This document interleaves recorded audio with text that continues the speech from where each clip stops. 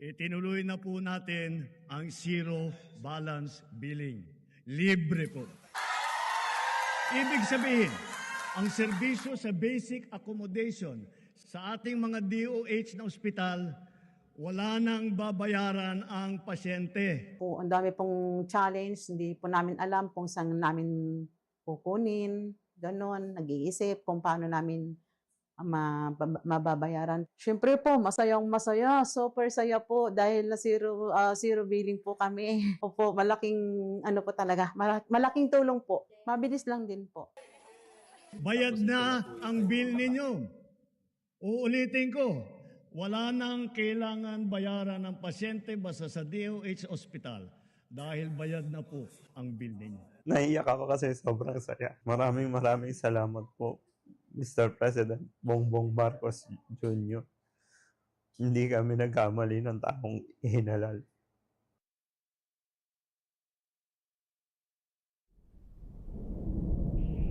Ay, dumidilim na naman ang kalangitan. Mukhang nagbabadya na namang umulan ah. Ano bang mga dapat kong gawin? Una, makinig o manood ng balita sa radyo o telebisyon ukol sa panahon at mga anunsyong pangkaligtasan mula sa Philippine Atmospheric, Geophysical and Astronomical Services Administration o PAG-ASA. May paparating pala na bagyo. Mukhang matatamaan ng malala yung lugar namin. Tingnan ko nga kung ano ang mga emergency hotline sa lugar namin. Pangalawa, alamin ang plano ng komunidad sa pagbibigay babala at maaaring paglikas. Extra batteries check, flashlight check, raincoat check. Pangatlo, ihanda ang go bag na naglalaman ng mga pangangailangan ng pamilya gaya ng pagkain, tubig, gamot, first aid kit at flashlight. Hala, napasukan na ng tubig yung bahay ko. Kailangan ko nang umalis. At panghuli, kapag inabisuhan ng kinauukulan, agad na lumikas sa itinakdang evacuation center. Tandaan, maging mahinahon at mapagmatsyag sa inyong kapaligiran tuwing panahon ng tag-ulan. Radyo Magazine 1278. Radyo Pilipinas. Mabilis ang trivia, dagdag talino. Heto na ang Dagling Kaalaman.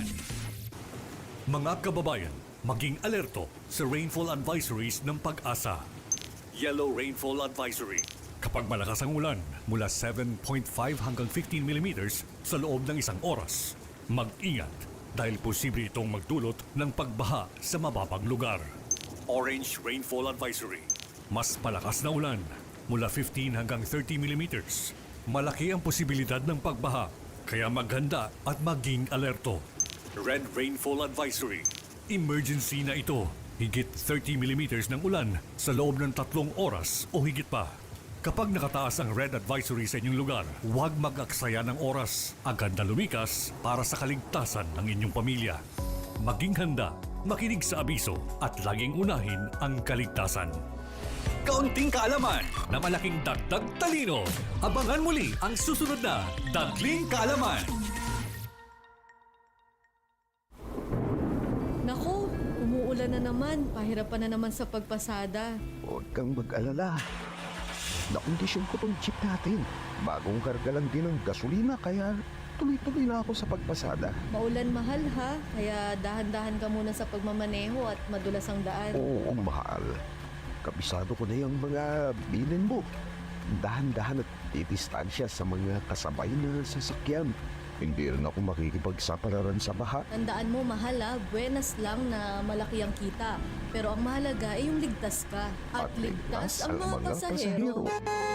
Mag-ingat sa pagmamaneho upang makauwi ng ligtas sa mahal mo. Radyo Magazine 1278. Radyo Pilipinas. Ang inyong tulay sa himpapawid ng serbisyo publiko. Ang Presidential Broadcast Service, Radyo Pilipinas, Radyo Publiko. Radyo Pilipinas. Radyo Publiko. Kinilala ng pang-international at prestigyosong Asia Pacific Broadcasting Plus Awards 2025 para sa kategorya ng Government Streaming. Ito ay dahil sa epektibo nitong pagsasanib ng mga tradisyonal na media tulad ng telebisyon, radyo at print para masabayan ang mabilis na pag-inog ng mundo ng digital at social media tungo sa mas epektibong paghahatid ng mahahalaga at napapanahong mga impormasyon sa mamamayang Pilipino. Kinilala rin ang Radyo Pilipinas dahil sa patuloy na pag-akyat ng rating. Ngayon ay matatag sa pang-4 na pwesto sa Mega Manila ayon sa pinakahuling Nielsen Radio Audience Measurement Survey. At sa social media, nakamit ang mahigit 2,000% pagtaas ng bilang ng mga sumusubaybay sa Radyo Pilipinas page sa unang bahagi ng 2025. Patunay ito na ang inyong Radyo Pilipinas Radyo Publiko ay tunay na kaagapay ng inyong pamahalaan sa paghahatid ng serbisyo sa mga mamamayang Pilipino. Mula sa aming lahat, sa ngalan ng inyong pamunuan at mga kawani ng Presidential Broadcast Service, kasama ang inyong mga himpilan ng Radyo Pilipinas sa buong kapuluan. Maraming salamat po sa inyong lahat, sa inyong pagtangkilik at pagkilala. Radyo Pilipinas. Radyo Publiko. Serving the Republic of the Philippines for more than 75 years. Ito po ang Presidential Broadcast Service. Radyo Magazine 1278. Bubungad sa umaga. Trending issues na pinag-uusapan. Mga programang aabangan. Agahan hanggang hapunan. Siksik sa impormasyon. GIS, your General Information Station. Radyo Magazine 1278 AM. Radyo Pilipinas. Radyo Publiko. Radyo Pilipinas. Halina't makinig, matuto, mga usapin na para sa'yo. Makibahagi sa mga kwento, dahil ang puso ng pag-unlad tayo.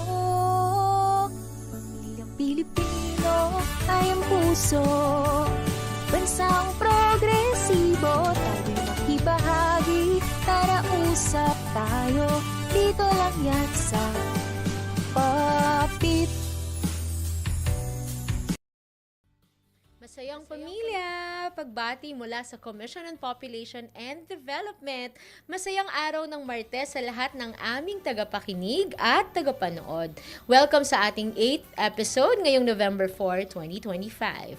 Pero bagong ang lahat, nais ipabatid ng ating programa ang paggunita sa nagdaang undas na isang makabuluhang tradisyon ng mga Pilipino at nagpaparangal sa mga napayapang mahal natin sa buhay na pinagsama-sama ang kaintimtiman sa mga malayang pagtitipon.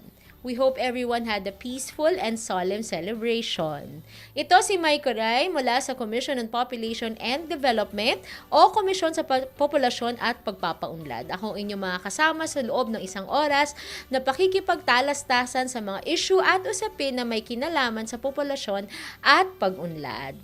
Last episode, ang ating talakayan ay tungkol sa migration at ang mga push and pull factors, be it internal or international migration. Sabi nga, meron itong short-term at long-term na impact sa bawat desisyon na gagawin ng bawat isa sa atin. So sa ngayon, pag-uusapan natin ang ating anti-online sexual abuse or exploitation of children and anti-child sexual abuse or exploitation materials o OSAEC-CSAIM. Ito ang Republic Act 11930 dahil nagdiriwang tayo ng National Children's Month ngayong November na may temang OSAEC-CSAIM Wakasan, Kaligtasan at Karapatan ng Bata Ipaglaban. Pag-uusapan natin ang mga issue at pulisiya tungkol sa online sexual abuse or exploitation of children or OSAEC and child sexual abuse or exploitation materials o CSAIM. So makakasama natin bilang panauhin live via Zoom si Ms. Rosalie Laguardia, ang Chief ng Human Trafficking Division ng National Bureau of Investigation. Ang ating bansa ay humaharap sa iba't ibang hamon ukol sa kapakanan at pag-unlad ng ating mga kabataan. Narito ang ilang pangunahing estatistika at pananaw na sitwasyon ng ating bansa ayon sa United Nations Children's Fund or UNICEF. Sa child labor, tinatayang 828,000 na batang manggagawa ang naiulat sa bansa. Sa early childhood education, 4 sa bawat 5 na batang may edad 3 hanggang 4 ang hindi nakadalo sa edukasyong pambata noong 2022. For violent discipline or marahas na disiplina, 3 sa bawat 5 batang may 1-year-old hanggang 14-year-old ang naranasan ang marahas na disiplina.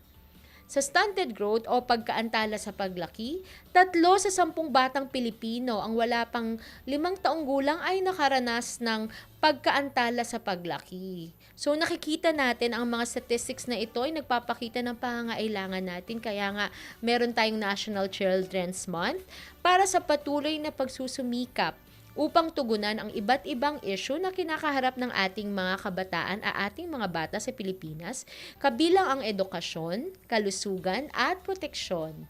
Layunin natin na isulong ang desisyon batay sa ebidensya at suportahan ang mga mananaliksik, mga gumagawa ng patakaran at mga tagapagtaguyod gamit ang matibay na datos at pagsusuri. At sa punto namang ito, tumukoy tayo sa ating segment about CPD, ang aming ahensya, ang dating Popcom. At kilalanin natin ang ating ahensya, no? At panoorin natin to at ating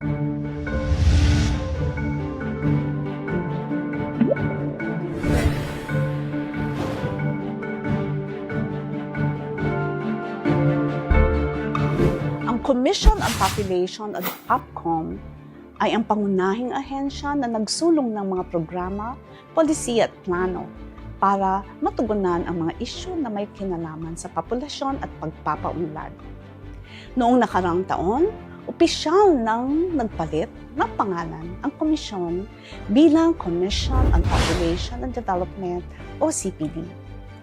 Ito'y bilang tugon sa mas malawak nitong mandato sa ilalim ng National Economic and Development Authority o NEDA. Ang vision ng CPD ay maging lead agency in advancing the country's population and development policies and programs towards increased share and opportunity of each Filipino in socio-economic progress.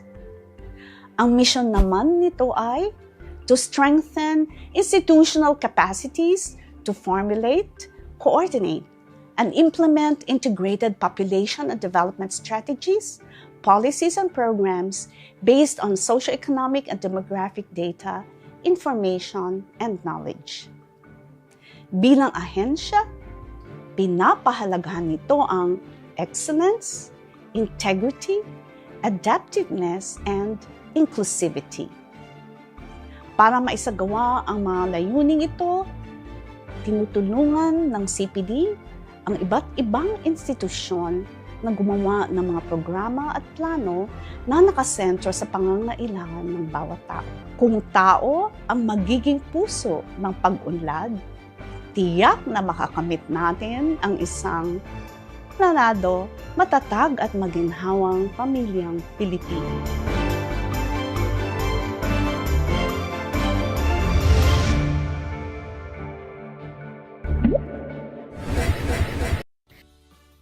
Puso ng pag-unlad. Napanood natin ang aming Head of Agency, si Undersecretary Lisa Grace Bersales. Alam nyo ba na ang CPD ay katuwang ng iba't ibang institusyon at local government units at mga organisasyon kasama nila kami sa patuloy na nagsusumikap upang matupad ang ating pangkalahatang hangarin mula kapanganakan hanggang sa malusog na pagtanda.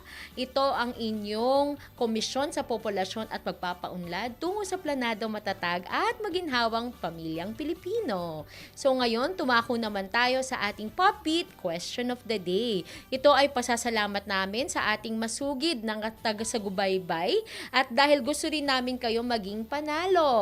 At ito ang aming Question of the Day. Ano ang tema ng National Children's Month ngayong 2025? Ulitin natin. Ano ang tema ng National Children's Month ngayong 2025? Ang unang may tamang sagot ay mananalo ng worth 200 pesos na load. Kaya huwag palampasin. I-type lamang ang tamang sagot sa ating comment section. At nagpapasalamat kami kay Regional Director Apple for watching. I saw you. Thank you for watching. At sa mga nanonood natin mula Angeles City, Pampanga na patuloy na masugid na nanunood. Okay? So mamaya abangan, meron pa tayong mga question of the day. Ngayon naman, pag-usapan natin ang USAIC dahil Children's Month. Ito'y tumutukoy sa paggamit ng teknolohiya at impormasyon at komunikasyon or ICT upang abusuhin o pagsamantalahan ang mga bata sa sexual na paraan. Kasama dito ang mga gawain tulad ng online grooming, live streaming ng sexual na pang-aabuso at komersyal na sexual na pagsasamantala sa mga bata. Samantala, saklaw naman ng CSAM ang anumang paglalarawan ng isang bata na nasasangkot sa totoo o ginagayang mga sexual na aktibidad o anumang material na nakatuon sa mga sexual na bahagi ng isang bata. Kasama dito ang mga larawan, videos at iba pang anyo ng media na nagpapakita ng pang-aabusong sexual o pagsasamantala sa ating mga kabataan o sa ating mga bata. Sa tumataas na paglaganap ng online na pagsasamantala at pag-aabuso sa mga bata, ay umusbong ang Republic Act 11930, na kilala rin bilang Anti-Online Sexual Abuse or Exploitation of Children o USAIC at ang Anti-Child Sexual Abuse or Exploitation Materials Act. Ito ang makasaysayang batas sa Pilipinas na naglalayong tugunan ang malawakang isyu ng online na sexual na pang-aabuso at pagsasamantala sa ating mga bata. Pinalalakas nito ang umiiral ng mga batas at nagtatakda ng mas mahigpit na hakbang upang protektahan ang mga bata laban sa online na pagsasamantala, pang-aabuso at pamamahagi o paggawa ng mga material na naglalarawan ng ganitong pang-aabuso. Tinakda ng batas na ito ang mahigpit na parusa, pati na rin sa online na pang-aabuso at pagsasamantala sa ating mga bata.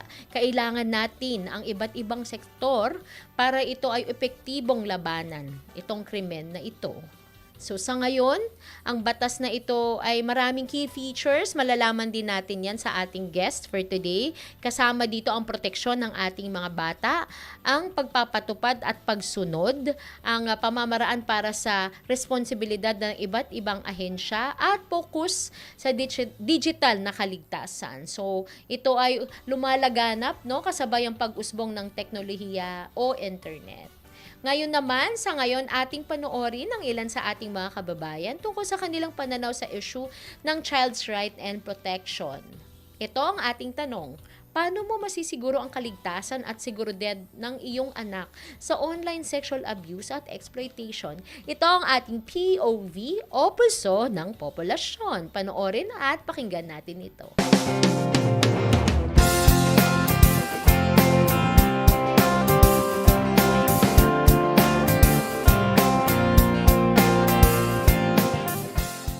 Sa akin po, yung mga yung tulad ng pag-cellphone nila, nililimitahan ko po yun.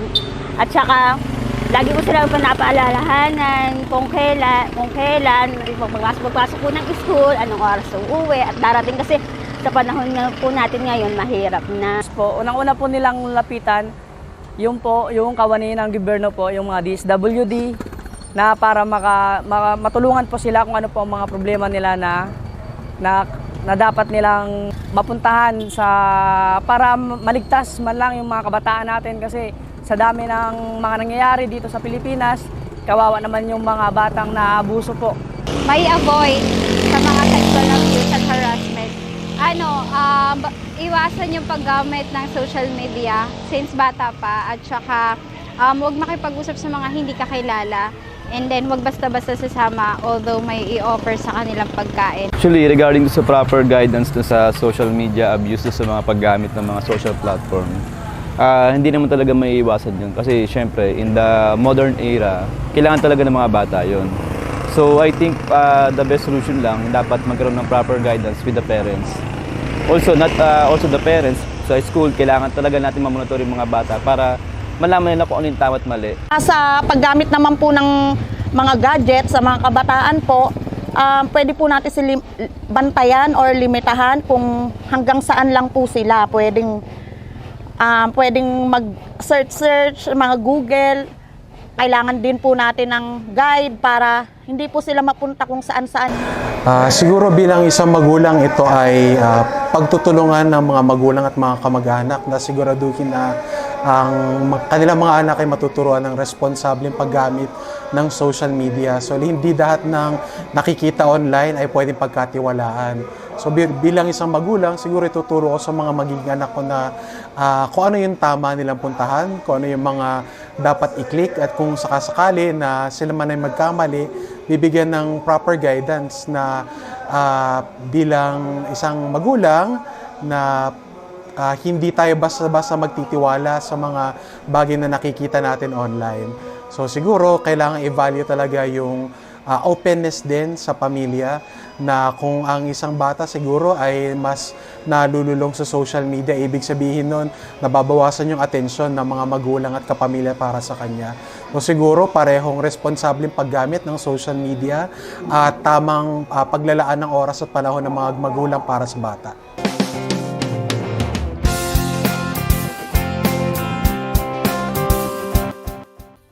Salamat sa ating pulso ng populasyon. Hindi lahat ng nakikita sa online ay dapat paniwalaan, sabi ng isang magulang na ating tinanong.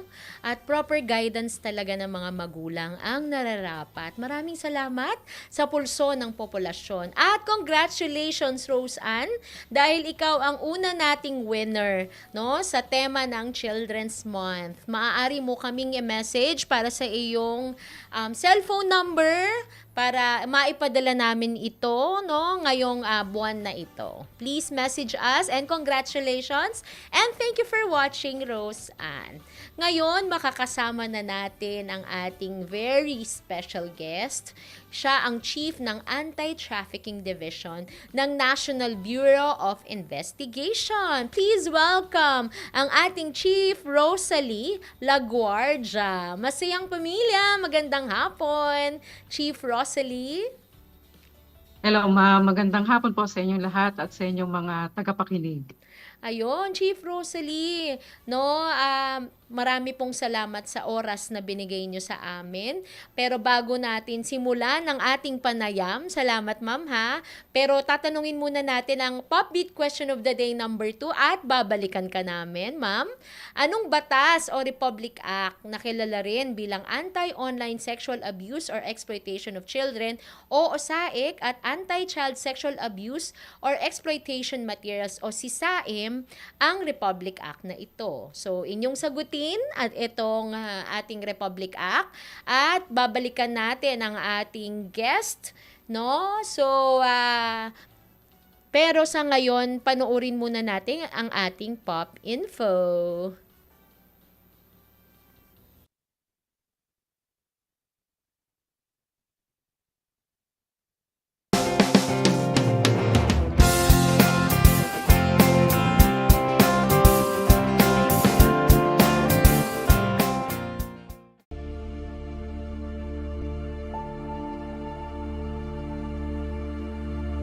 In a world where darkness hides, lives are shattered and dreams stolen away. In the Philippines, the fight against online sexual abuse or exploitation of children, or OSAIC, is stronger than ever. During the pandemic, governments and partners around the world reported a surge in OSAIC as lockdowns accompanied by widespread economic difficulty created the perfect storm for increases in OSAIC. OSAIC is a crime of opportunity. Moreover, quarantined child sex offenders are spending more time online, and vulnerable children are also confined at home, often with their abusers. Unfortunately, children as young as 1 year old are exposed to online sexual abuse or exploited by their own parents, relatives, or neighbors. Data that will accurately depict the actual cases of OSAIC during the period remain elusive. Nevertheless, other data that can correlate to OSAIC cases indicate a rise in OSAIC from 2019 to 2020. This includes operations by law enforcement authorities, OSAIC victims rescued, suspicious transaction reports, and cyber tipline reports. The Department of Justice Office of the Cybercrime reported a more than threefold increase in cyber tipline reports from the United States National Center for Missing and Exploited Children, from 426,961 tips in 2019 to 1,297,474 in the first 11 months of 2020. Most months of 2020 also reflected a significant month-to-month increase from 2019. Notably, within 2020, there were significant spikes in cyber tipline reports during the months under the enhanced community quarantine. Through the Interagency Council Against Trafficking, or the IACAT, and other dedicated organizations, significant efforts are made to protect children. The IACAT, composed of different government agencies, non-government organizations, and civic organizations, is leading the charge with a comprehensive and integrated program aimed at preventing and suppressing the cases of OSAIC. To reinforce the battle against online sexual abuse and exploitation of children, the Anti-Online Sexual Abuse or Exploitation of Children and Anti-Child Sexual Abuse or Exploitation Materials Act, or the Anti-OSAIC and CSAIM Act, amend existing laws and expand their scope, imposing stiffer penalties on individuals involved in the creation, production, distribution, possession, and access of child sexual abuse or exploitation materials. Recognizing that the fight against OSAIC involves a whole-of-society approach, which is a combined effort by multiple stakeholders, from the government to the private sector to the non-government organizations and to the civil society organizations. It is imperative that we continue to intensify coordinated efforts in addressing OSAIC. It is time for all of us to take action. We cannot win this battle alone. We need the collective strength of individuals, the public and private sectors, organizations, and the whole community to protect our children from online sexual abuse and exploitation. Whether you are a concerned citizen, a parent, an educator, or a representative of an organization, you can contribute. Together, let us unite our voices and actions to ensure the safety and well-being of our children. The fight against online sexual abuse and exploitation of children is a collective responsibility.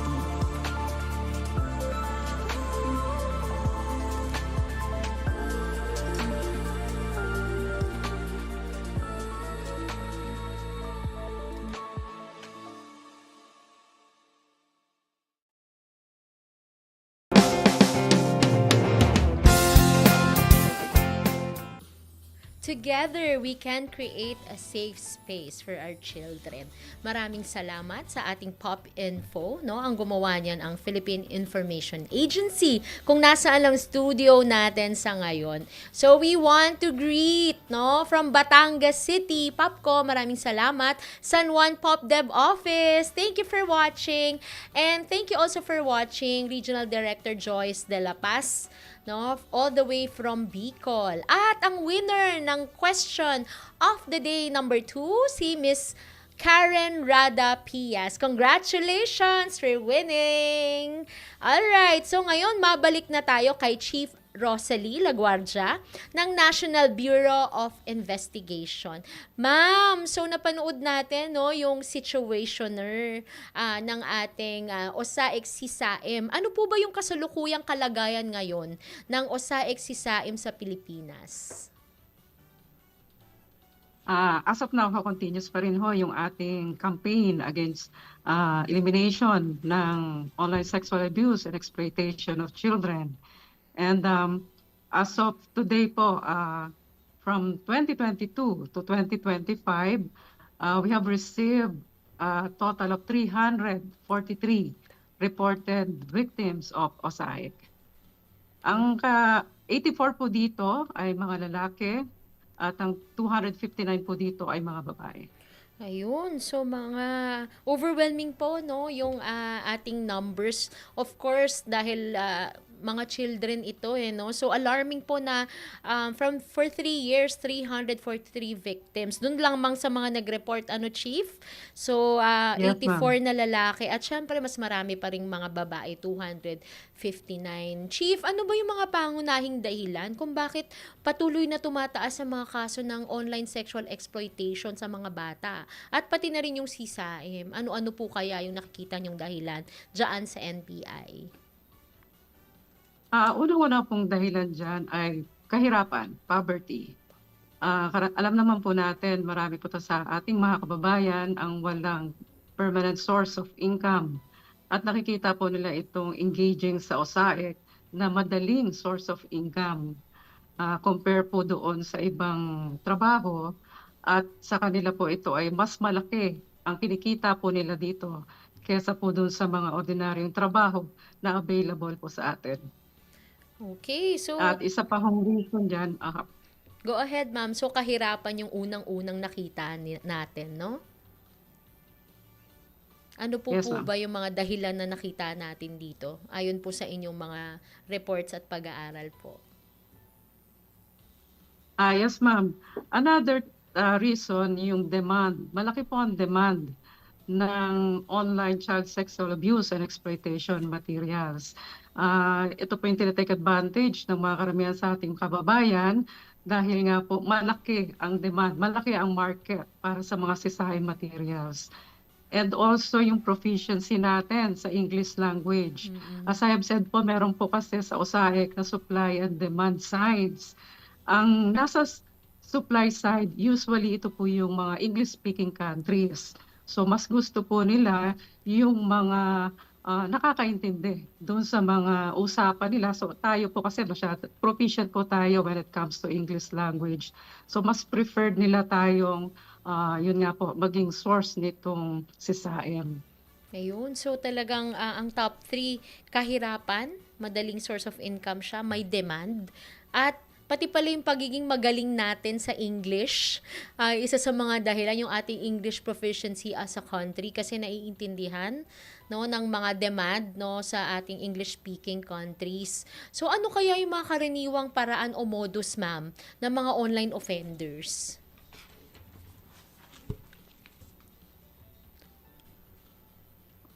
Usually, ma'am, groom po muna nila yung mga prospective victims nila. Pinapakitaan nila ng pera na yung mga bata ay madaling kikita ng pera kapag sila ay nag-engage sa ganitong online engagement. And then, yun nga po, pagkatapos po nilang mag-groom, ma-establish yung relationship of trust doon sa victim, doon na po magsisimula yung pag-exploit doon sa mga kabataan natin. Yun. Una po muna niyan, kukunan muna ho sila ng letrato. Then kapag nakuha na nila yon, na-exploit na po nila yung ganung ginagawa nila sa mga bata, meron na ho silang paggagawa ng mga sexual act. Doon na, parang mag-evolve na yung exploitation doon sa mga bata. Nakakalungkot po no na talagang laganap yung grooming. So it's a relationship of trust. No, so hindi totoo, Chief, yung no touch no harm, no, dahil meron na tayong USAIC CSAM, no, yung litrato at na-evolve na sa sexual act. Ano po ba yung programa ng ating ahensya kasama ng ating iba't ibang ahensya din no dito sa Interagency Council para mapaigting yung batas natin tungkol sa online sexual abuse and exploitation at saka yung mga sexually explicit materials? Continuous po yung information campaign natin na ginagawa, lalong-lalo na po sa ating mga education sectors at po sa ating mga communities. Tuloy-tuloy po yung information campaign na kinakandak po natin doon. At the same time, mayroon din po tayong kinakandak na capacity building sa ating mga social workers, prosecutors, and judges para maintindihan po nila yung mga mekanismo na nangyayari sa baba at ano po ba yung mga strategy nitong mga facilitators natin para mas maintindihan nila at magkaroon sila ng konkretong approach to eliminate OSAIC. Okay, so online campaign and communication campaign at patuloy na capacity building. So, maaari bang humingi ng tulong ang ating mga kababayan, yung ating mga nakikinig at nanonood, ma'am? Paano ba hihingi ng tulong sa inyong tanggapan ang ating mga biktima? At kung meron, ano po ang proseso nito? At may hotline po ba tayo na pwedeng tawagan ng ating mga kababayang nakikinig at nanonood sa ngayon? Sa NBI po, pwede po kayong mag-walk-in. Mag-walk-in po dito sa opisina namin sa Human Trafficking Division, or pwede naman po kayong, kung wala po kayong access dito at medyo malayo, doon po sa ating barangay desk, meron pong women's desk po doon na silang mag-a-assist sa inyo or sa local DSWD at sila po ang mag-e-endorse sa amin nung kaso ng mga bata. Okay. So, may hotline ba ito, ma'am? Yung ating interagency council na pwedeng I-provide ko na lang po tawagan? yung yes, okay. Provide ko na lang po yung hotline ng IACAT. Okay. So, pumunta po tayo sa local Social Welfare and Development Office. Pwede rin tayong mag-walk-in sa NBI. So, mahirap ba yung proseso, ma'am? Pagpupunta ba yung mga biktima? Mahirap ba yung proseso? Paano po ba yung umpisa nito hanggang sa pag-iimbestiga, hanggang po sa prosecution? Medyo mahaba po yung proseso, but pagdating nyo po rito sa NBI, definitely, i-address po agad yung concern ninyo at magkakaroon po tayo ng close coordination with DSWD para yung immediate need nung bata ay matugunan, and habang dinidinig po yung ating kaso, for example, nakapag-file tayo ng kaso, medyo mahaba po yung proseso ng pagpa-file. So definitely meron pong aftercare services na pinoprovide ng DSWD sa mga victims po ng OSAIC. And then meron po rin silang psychosocial services na ibinibigay sa ating mga victims. Ayun, napaka-importante po nung aftercare services at saka psychosocial services, kasi I'm sure yung ating mga bata hindi nalalaman na ito ay isang pang-aabuso talaga sa kanila, lalo na po kung relatives or magulang yung nagpo-push din po, at saka kung sila'y biktima din po ng online grooming. Ma'am, meron ba kayong data dyan kung saan rehiyon sa bansa yung mataas yung cases ng OSAIC at SISAIM dito sa ating Pilipinas, sa ating bansa ngayon? As of now, I don't have the data right now, but there's an effort po na i-consolidate lahat po ng data.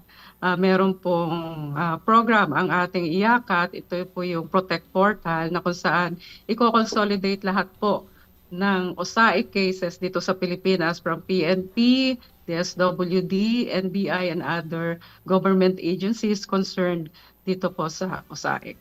Okay. So, may mga nais ba kayong panawagan?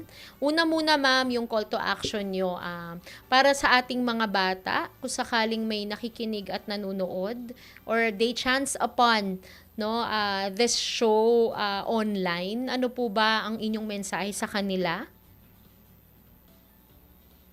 Sa mga kabataan po na nakakaranas ng pang-abuso online, huwag po kayong matakot na magsabi sa inyong mga magulang o kung ano man, kung ang perpetrator po natin ay ang ating immediate family, magsabi po tayo sa ating mga guro o mga barangay officials na siya naman pong tutulong sa atin para ma-endorse po yung kaso nyo sa aming tanggapan or sa PNP. Ayun. So, wag matakot ating mga kabataan. Sa ating mga magulang, ma'am, ano ba ang ating mensahe sa kanila? Based on sa experience natin, ang facilitator ng OSAIC ay usually immediate family, kung hindi yung magulang nila, immediate family po ang facilitators. Sa mga magulang natin na nag-engage sa OSAIC, ang paalala ko lang po sa inyo, hindi po kasangkapan ang inyong mga anak na maaari nyong gawin kung ano man ang gusto nyong gawin sa kanila. Meron po silang karapatan na mamuhay ng normal. Pahalagahan po natin ang kanilang karapatan dahil sila po ang ating pag-asa po natin. So, hindi kasangkapan ng ating mga anak. At finally, ma'am, ang mensahe mo sa ating pamahalaan. Anong iyong panawagan? At siguro bago tayo magpaalam sa inyo, ano yung personal message mo para sa ating mga nakikinig at nanonood? Patuloy po natin suportahan lahat ng programa ng ating pamahalaan para labanan ang online sexual abuse and exploitation of children. Sa ating pamahalaan, patuloy lang po natin patuloy lang po yung suporta sa lahat ng mga law enforcer natin at mga non-government agencies na concerned sa online sexual abuse and exploitation of children, elimination of OSAEC. Pagpatuloy po ang suporta ng ating gobyerno, nandun po yung masigasig naming pagtupad sa aming mga tungkulin to eliminate totally ang online child sexual abuse and exploitation of children. Saludo po kami sa mga law enforcers natin katulad nyo, Chief. Salamat po sa pakikipaglaban para sa ating mga kabataan dito sa ating bansa. Alam ko po marami po kayong nagagawa tungkol dito sa OSAEC CSAEM. Lalo na talagang we are shining the spotlight on our children because it's National Children's Month. At ang aming ahensya, ang Commission on Population and Development, ay talagang nagpapahalaga sa life course. So nagsa-start yan talaga sa ating mga bata. So dapat protektado ang kanilang mga karapatan at kanilang kapakanan. At maraming salamat, Maria Rosalie S. Laguardia, CPA, ang Chief ng Human Trafficking Division ng National Bureau of Investigation. Chief Rosalie, marami pong salamat muli at mabuhay po kayo. Maraming salamat din po. At sa ating pagbabalik mamaya, gusto lang namin munang mag-shout out sa mga nanunood sa PSRTI Quezon City. Rodel, nakita kita. Salamat sa panunood. Sa mga ating tagapanood sa Tangub City, Alitagtag RHU, Cabanatuan, Tuguegarao City, at kasama ang Calamba City Popcom. At nakita rin nating nanunood ang mga taga-Tacloban.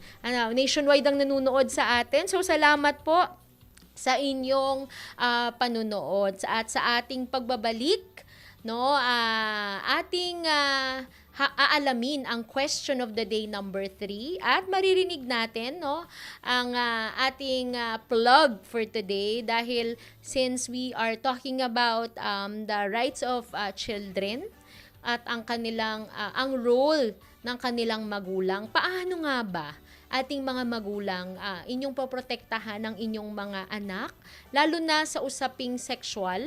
At panoorin natin itong tip na ito at ito na siya. Okay anak, nandito lang ang lahat ng kailangan para sa pag-uusapan natin. Sige, tingnan natin kung anong meron tayo dito. Mga gamit sa hygiene ng babae. Oh no, Dad! Nakakatuwa. Dad, hindi natin kailangan Nanay gawin mo nang to. bahala dito. Ito, maganda to. Pakikipag-usap sa iyong anak tungkol sa sex. Ang Dad? ganda ng librong to. Itinuro sa akin to ng tatay ko at marami ako natutunan. Dad, at pwede may saging. Aba. Dad! Maglagay ng saging ang nanay mo Dad! dito. Dad! Teka muna. Gusto ko lang magpaturo ng math para sa test ko bukas.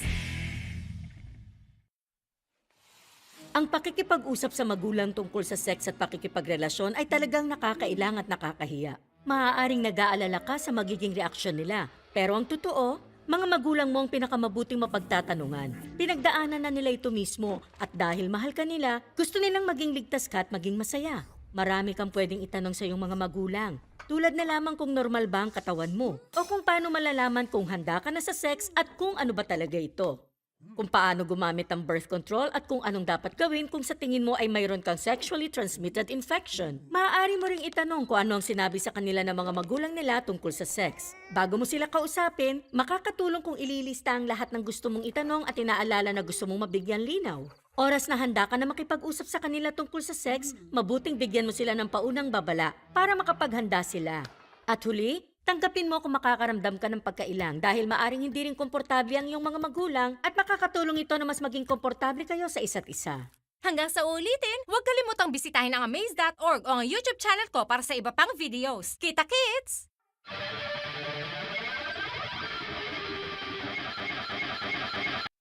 Ayun, napanood natin ng ilang tips, Nasa malayaako.ph yan. So sa ating mga tagapanood, maaari po kayong kumuha ng impormasyon at tips sa malayaako.ph. Isa yung website or I choose #malaya akong maging Facebook page. Sa ating mga magulang na nanonood, maaari po yan. At gusto naming mag-shoutout sa Tuguegarao City, Calatagan, RHU. Shoutout from PHO Ifugao Population Unit, Hagio, Ifugao. Maraming salamat.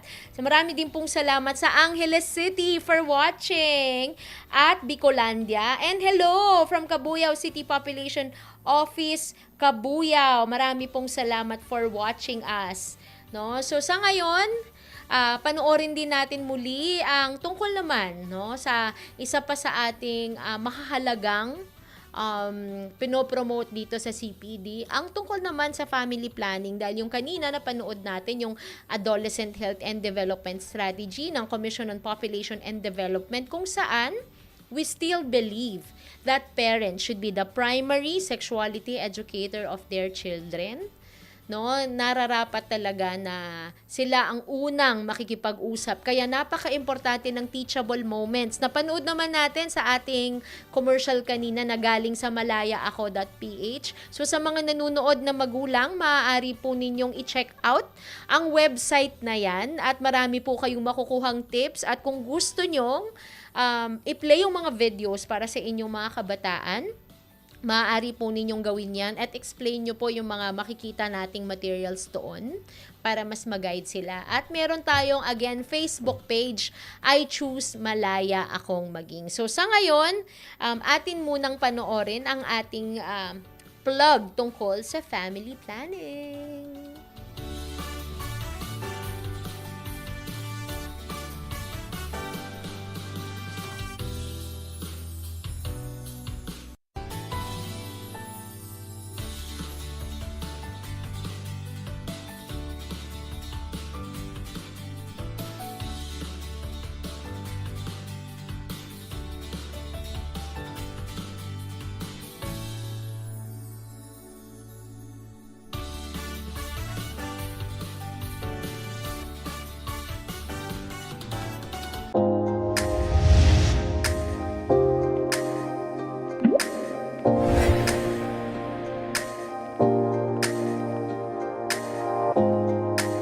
Isa sa mga pangunahing tinututukan ng Commission on Population and Development o CPD ay ang Responsible Parenthood and Family Planning Program ng bansa. Layunin nitong matiyak na bawat pamilya at individual ay may access sa tamang kaalaman at serbisyo upang makapagplano ng maayos para sa kanilang quality of life. Upang makamit ang layuning ito, kailangan magkaroon ng kamalayan ang mga Pilipino kung paano maging responsable sa pagpaplano ng kanilang pamilya. The good news is, 42% ng kababaihan may edad 15 to 49 ay gumagamit na ng makabagong pamamaraan ng family planning. Batay ito sa 2022 National Demographic and Health Survey ng Philippine Statistics Authority. Ayon naman sa 2023 Field Health Services Information System o FHSIS ng Department of Health, 8.6 milyon ang mga Pilipinong kababaihan na gumagamit na ng family planning. Ito ay tumaas mula sa 2022 level na 8.3 milyon na kababaihan. Ika nga, malayo na, pero malayo pa. Ang mga makabagong pamamaraan ng family planning ay ang mga sumusunod. Ang mga short-acting methods tulad ng pills, injectables at condom. Ang mga long-acting methods naman tulad ng implant at IUD. At ang permanent methods tulad ng no-scalpel vasectomy at ligation. Kasama din dito ang modern scientific natural methods. Samantala, 17% pa rin ang gumagamit ng traditional method, katulad ng withdrawal at calendar method. Ang scientific natural family planning methods ay ang mga sumusunod: standard days method, Billings ovulation method, basal body temperature method, symptothermal method, 2-day method, at lactational amenorrhea method o LAM. Subalit, marami pa rin sa ating mga kababaihan ang may unmet needs o yung mga nais magplano ngunit hindi gumagamit ng anumang family planning method. Kaya naman, pinalalakas ng CPD ang koordinasyon nito sa mga lokal na pamahalaan at kanilang mga partners upang matiyak na nabibigyang sapat na atensyon ang mga programang may kaugnayan sa responsible parenthood at family planning. Hinihikayat natin na ang bawat mag-asawa ay bumisita sa pinakamalapit na health center upang alamin at piliin ang pinakaangkop at hiyang na family planning method para sa inyo. Ang pagtutok sa kakayahang magplano ng pamilya ay tiyak na magbubunga ng isang planado, matatag at maginhawang pamilyang Pilipino.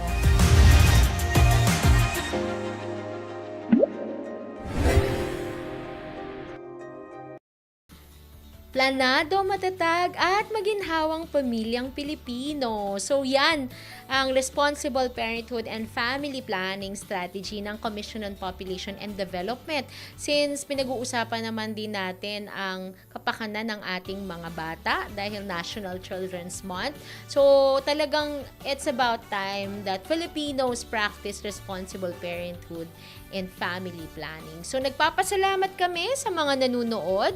Kasama dyan ang Alaminos City, Pangasinan. Marilyn, hello! Thank you for watching. At San Pedro CPDO at Cabuyao City Population Office na nabanggit natin, Dr. Tetik. Thank you for watching. At narito na ang ating question of the day, number 3. Magbigay ng isang ahensya ng pamahalaan kung saan pwedeng magsumbong at humingi ng agarang tulong tungkol sa banta ng USAIC SISAIM.